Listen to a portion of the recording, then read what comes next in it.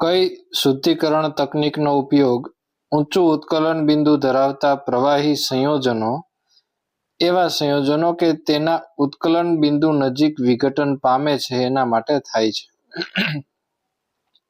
પ્રશ્નમાં એવું કહેવા માંગે છે કે કોઈ એવા પ્રવાહી છે કે જેનું ઉત્કલન બિંદુ છે એ નીચું છે, તો નીચા ઉત્કલન બિંદુ ધરાવતા પ્રવાહીઓ, નીચા ઉત્કલન બિંદુ ધરાવતા પ્રવાહી